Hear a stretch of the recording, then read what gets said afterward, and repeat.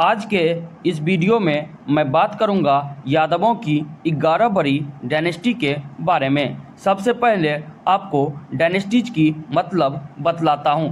Dynasty की सबसे छोटी इकाई होती है किंग। ऐसा बोल सकते हैं राजा महाराजा का शासन। बट जब एक राजा बहुत ज़्यादा पावरफुल होता है अपने आसपास के टेरिटरी से बाकी के राजा महाराजा से, तो उसको बोलते हैं किंगडम।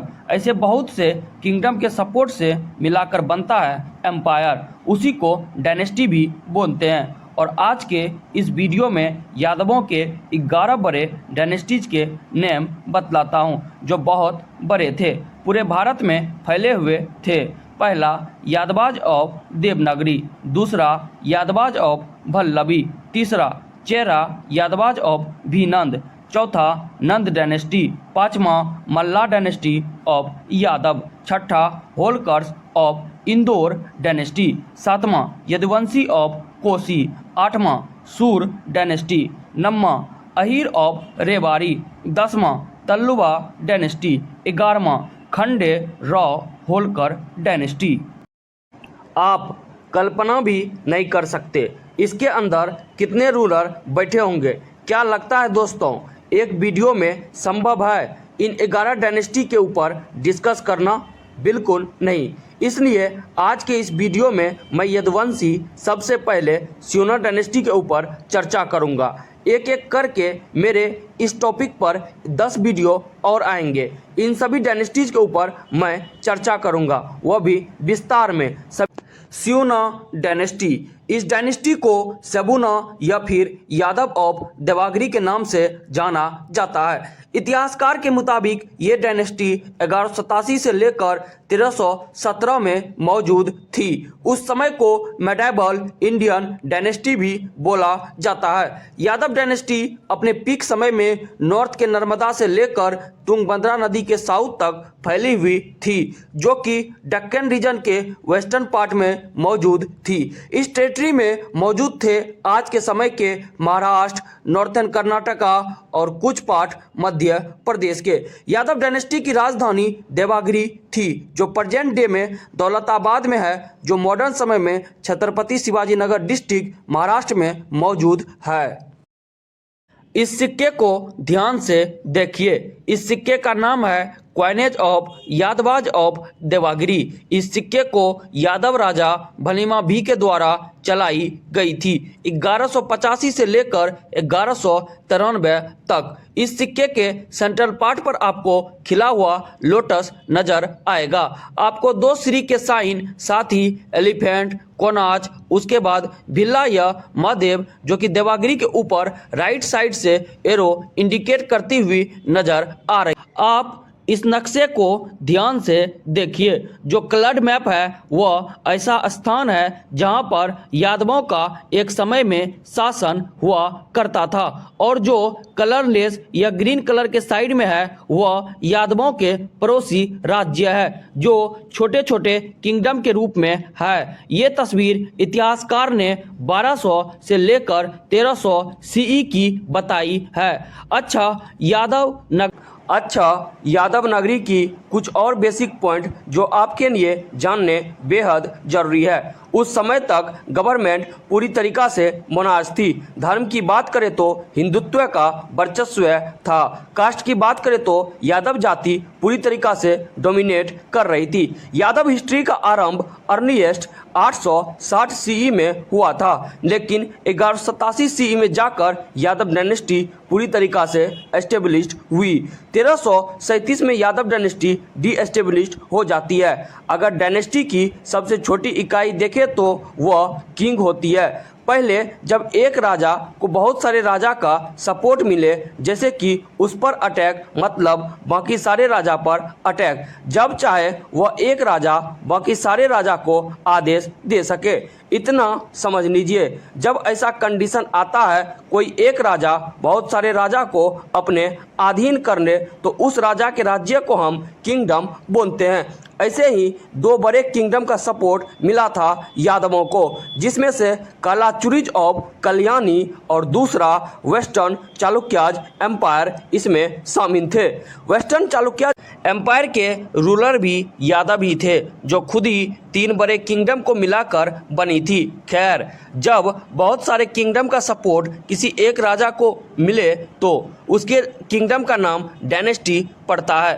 1317 में इस डायनेस्टी को डीएस्टेब्लिश्ड कर दी जाती है खिलजी डायनेस्टी के द्वारा। फिर 1400 में तल्लुवा डायनेस्टी ने खिलजी डायनेस्टी को हरा दिया, जिसके राजा स्वयं यदुवंशी शिरोमणि राय देवकिशोरी थे, जिसने बहुत सारी मंदिर बनवाई, विजयनगर एम्पायर का निर्माण करा, जो आज भी आप अपने नोट में देख सकते हैं। अपने मैनिफेस्टो में गाय और ब्राह्मण की रक्षा करने का वचन दिया था। ब्राह्मण के बारे में यदि आप नहीं जानते हैं तो मैं बस इतना बता दूं, ब्राह्मण भी यादव के तरह ही कास्ट है, आप उसको नॉन यादव बोल सकते हो। इसके ऊपर मैं अगले वीडियो में बात करूंगा तल्लुवा डायनेस्टी के। फिर से आते हैं अपने पॉइंट पर, यानी कि यादव डायनेस्टी के ऊपर, वह भी डिटेल में। यादव डायनेस्टी ने हमें जीजाबाई दिया, जिसके पुत्र बड़े ही सूरवीर थे, जिसका नाम था वीर शिवाजी। वीर शिवाजी के पुत्र ही थे संभाजी महाराज, जो खुद ही वीरों में वीर, अति सूरवीर निकले। वह भी यादव डायनेस्टी से ही निकला हुआ है, क्योंकि इन लोगों की माँ जो मराठा थे उनकी जीजाबाई थी, और जीजाबाई कायदे से यदुवंशी थी।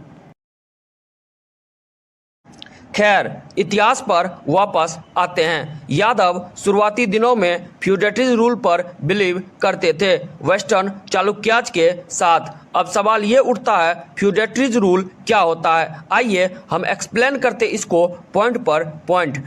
पहला, यादव जब चाहे वेस्टर्न चालुक्याज की भूमि को इस्तेमाल कर सकते हैं, जैसे कि अपने मिलिट्रीज को एक्सपेंड करना हो, वार के लिए या फिर ट्रेड के लिए भी। दूसरा, यादव के लिए आपको वफादार रहना होगा। जब भी यादव डायनेस्टी चाहे आपकी सेना का इस्तेमाल कर सकती है। तीसरा, फ्यूडेटरीज रूल के तहत आप स्वतंत्रतापूर्ण अपने राज्य को चला सकते हो, बट आपके राज्य की न्याय व्यवस्था, कानूनी कार्रवाई यदुवंशी डायनेस्टी डिसाइड करेगी। चौथा, फ्यूडेटरीज लॉ के अनुसार जब भी यादव डायनेस्टी वेस्टर्न चालुक्याज को सेवा में बुलाए तो हाजिरी लगाना है, नौटंकी नहीं होना चाहिए। पांचवा, complete dominance of Yadav dynasty on culture. इसका मतलब साफ है, जो यादव के कल्चर हैं उसी को आपको फॉलो पूरी तरीका से करना पड़ेगा, अपनी माथापच्ची नहीं करनी है। एग्जाम्पल के तौर पर हम यदि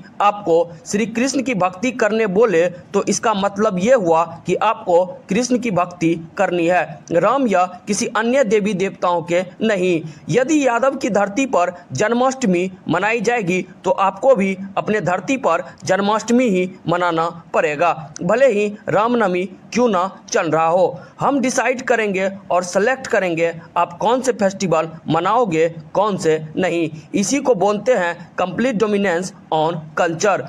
बट दोनों ही यादव ही कास्ट से आते थे, चाहे वेस्टर्न चालुक्याज की बात करें और या फिर यदुवंशी डायनेस्टी की। इसलिए यहाँ पर इस तरह की कोई भी प्रॉब्लम वेस्टर्न चालुक्याज को नहीं आने वाली थी। इसी पूरे प्रोसेस को बोलते हैं फ्यूडेटरीज रूल। फ्यूडेटरीज का हिंदी में अर्थ होता है सामंत का शासन। अराउंड 12वीं सेंचुरी में चालुक्याज पावर बढ़ती जा रही थी, इसलिए मिड इन 12वीं सेंचुरी में यादव राजा भनिमा भी ने फ्यूडेटरीज रूल को हटा दिया, इंडिपेंडेंस डिक्लेयर कर दी अपने राज में। यादवाज भनिमा भी के बाद सिमाला सेकेंड तक भी यादव डायनेस्टी अपने पीक पर थी, बट अर्ली 14वीं सेंचुरी में जाते जाते यादव डायनेस्टी फ्लोरिश होने लगती है, यानी कि डाउनफॉल यादवों का आना स्टार्ट हो जाता। इटिमोलॉजी यानी यादव डायनेस्टी की विचारधारा क्या थी? स्यूना डायनेस्टी क्लेम करती है अपने आप को decent from Yadavas. Decent from Yadavas का अर्थ होता है महाराज यदु का वंशज, जिसका जिक्र हिंदू धार्मिक किताबों में करा गया है, और इसका दूसरा अर्थ था डिसेंडेंट ऑफ लॉर्ड कृष्णा। इस डायनेस्टी का करेक्ट नेम है स्यूना या सबूना। भलीमा भी ने यादव इसलिए लगा दिया था ताकि उसके समुदाय के लोगों को ये पता चल सके उसके एंसिस्टर ने राज किया था, उसकी ही ये डायनेस्टी है। इस डायनेस्टी की इंस्क्रिप्शन आज भी मौजूद है। इंस्क्रिप्शन का अर्थ होता है चट्टान पर लिखा हुआ इतिहास। कुल मिलाकर 3 डायनेस्टीज से यादव जुड़ी हुई थी, जिसमें से पहला था होन्सियाज, दूसरा था काकातियाज और तीसरा वेस्टर्न चालुक्याज। इन सभी को मिलाकर बना था स्यूना। ये जो वर्ड है स्यूना, ये ड्राइव किया गया था यदुवंशी सेकेंड रूलर स्यूना चंद्रा के द्वारा। इस डायनेस्टी की कहानी ब्रिटिशर राइटर ने अपने जोहन फैथफिलिट बुक में लिखा था 1894 में। ये बुक इंडियन मार्केट में हिंदू और यादवों के नाम पर काफ़ी ज़्यादा बिकी। मतलब साफ है, हमारे वजह से किसी का घर चल रहा है, तो भाई हमें इस बात से क्या दिक्कत है। वैसे ही ये बुक पूरे दुनिया भर में प्रचलित है। बुक का नाम है बुक जॉन फैथफिलिट। अब यहाँ से मैं बात करूँगा ओरिजिन के ऊपर। पहले स्यूना डायनेस्टी या फिर यादवास डायनेस्टी की डेट मिड 9th सेंचुरी बतलाई गई। फिर हिस्टोरियन ने इसको रिफ्यूज कर दिया, ये बोलकर origin of the dynasty is uncertain. बाद में 13वीं सेंचुरी रिकॉर्ड किया गया पोएट हिमाद्री के द्वारा। But majority of the historian ने ये माना था कि स्यूना डायनेस्टी की original date pre 12th century है। डेट थोड़ी ऊपर नीचे हो सकती है, बट सीई एक्यूरेट है। ये डायनेस्टी क्लेम करती है खुद को महाराज यदु के वंशज होने का।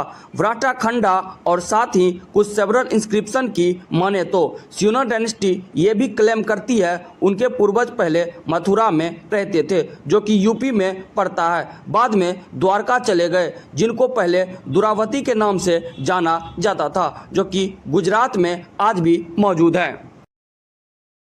एक जैन किंवदंती पुस्तक में कहा गया है कि जैन संत जिन परवारी ने राजवंश के संस्थापक दिक्प्रहार की गर्भवती मां को एक भीषण आग से बचाई थी, द्वारका जब नष्ट हो रहा था। फिर यादव फैमिली माइग्रेट करते हैं भल्लभी से खंदेश। ये सारी बातें किंवदंती बुक के पोएट का मानना था, वह भी 5000 साल पहले, जब कृष्ण का काल समाप्त हो रहा था। इस बात पर जैन को भल्लभी यदुवंशी राजा ने बहुत सारी इनाम दी, जैसे कि कुछ भूमि के टुकड़े, स्वर्ण मुद्राएं, गाय की कुछ जोड़ियां, क्योंकि इस पुस्तक के आधार पर भल्लभी के एंसिस्टर ने जैन को दान देने को बोला था। बट हिस्टोरियन ने लैक ऑफ एविडेंस के वजह से कनेक्शन टू द्वारका और श्री कृष्ण के समय में राजा के पूर्वजों का बचाना, इन सभी बातों को सिरे से नकार दिया। मराठी का मानना है यादव डायनेस्टी की ओरिजिन मुंबई है। हॉवेवर आज के समय में मराठा की मातृभाषा मराठी है प्रेजेंट डे में, और मराठी भाषा ही आज मुंबई को डोमिनेट कर भी रही है। बट 14 सेंचुरी से पहले मुंबई में कन्नड़ और संस्कृत ही चलती थी, उसी को प्राइमरी लैंग्वेज बोला जाता था। मराठी अपेयर होते हैं पिछले 200 साल में यादव इंस्क्रिप्शन के आधार पर। मतलब स्यूना डायनेस्टी के राजा ने द्वारका को कभी कब्जाने की कोशिश नहीं करी, ना ही वहां कभी राजनीतिक और सांस्कृतिक दबदबा बनाने की कोशिश करी। दैट्स बिकॉज पोएट के मुताबिक उनके पूर्वजों की यही इच्छा थी, यादव द्वारका के ऊपर कब्जा नहीं करेंगे, ये सब पोएट को दान में दे देंगे और उसकी रक्षा भी स्वयं करेंगे। स्यूना के राजा का ये मानना था द्वारका पर सिर्फ महाराज यदु का शासन होना चाहिए। वह चाहते तो द्वारका को आसानी से अपने कब्जा में ले सकते थे,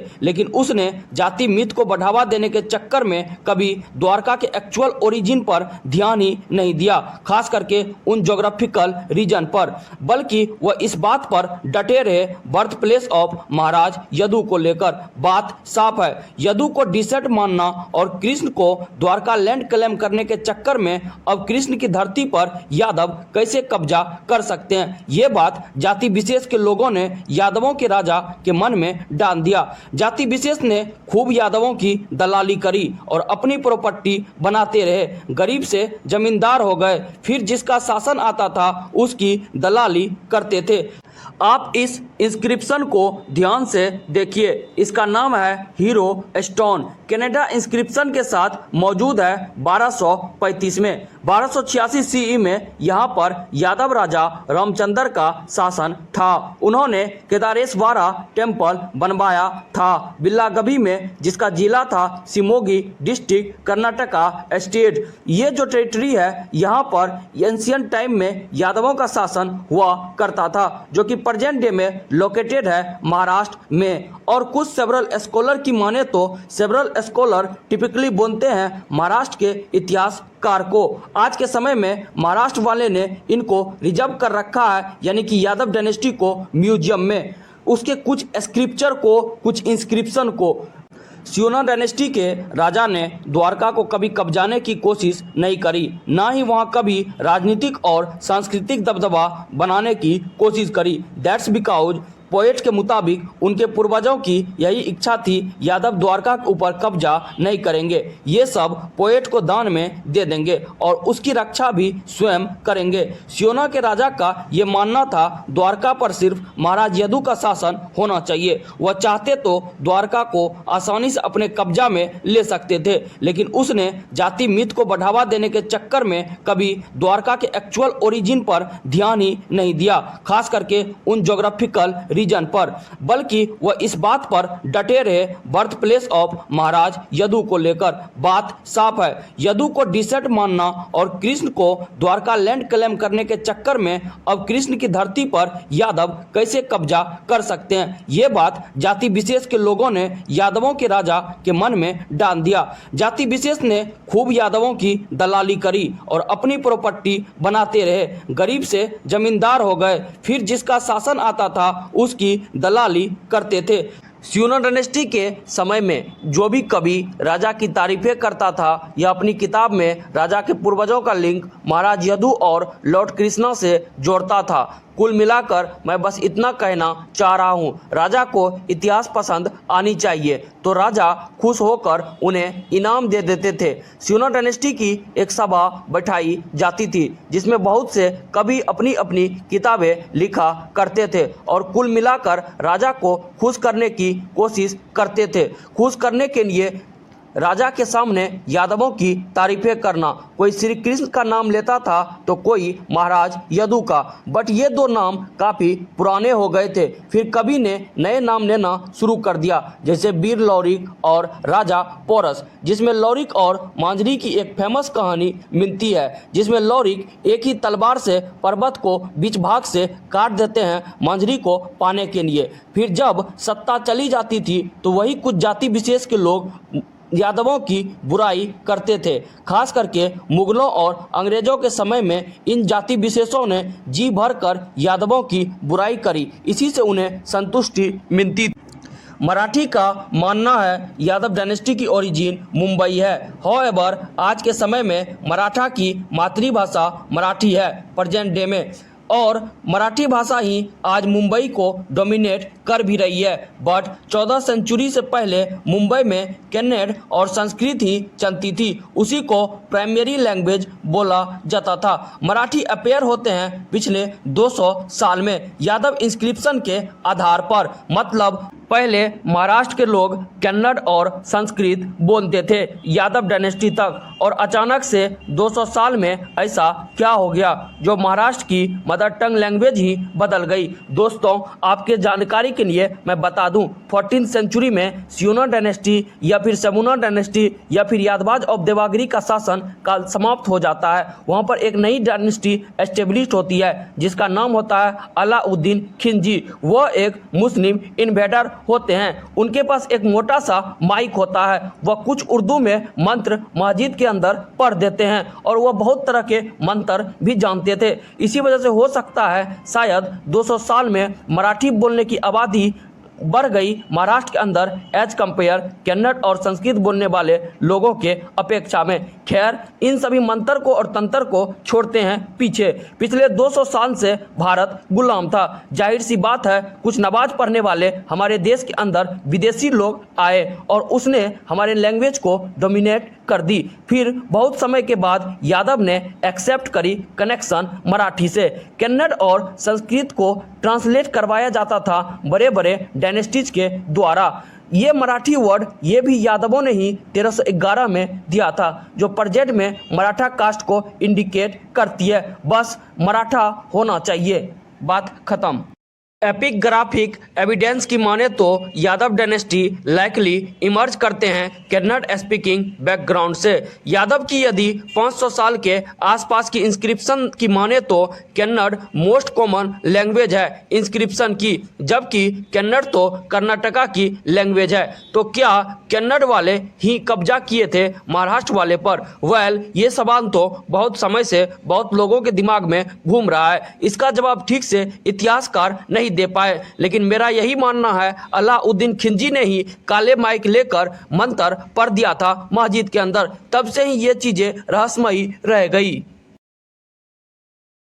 अब यहाँ से मैं बात करूंगा आर्किटेक्चर के ऊपर। यादवों ने गोंडेश्वर टेम्पल 11 से 12 सेंचुरी में बनवाई थी, जिसको हिंदू टेम्पल भी बोला जाता है। सिनार में, नासिक डिस्ट्रिक्ट के अंदर महाराष्ट्र में। शिव मंदिर भी यादवों के द्वारा ही बनवाई गई थी। उसके साथ साथ 4 और मंदिर यादवों ने बनवाई, जिसमें से पहला सूर्या, दूसरा विष्णु, तीसरा पार्वती, चौथा गणेश। अब आप जाते जाते राजा, महाराजा और रजवाड़े के नाम गिनते जाइए और कमेंट में बताइएगा टोटल कितना राजा महाराजा आपको पुरता है। अब मुझे श्री कृष्ण भक्त को जाने की इजाजत दीजिए। जय श्री कृष्णा।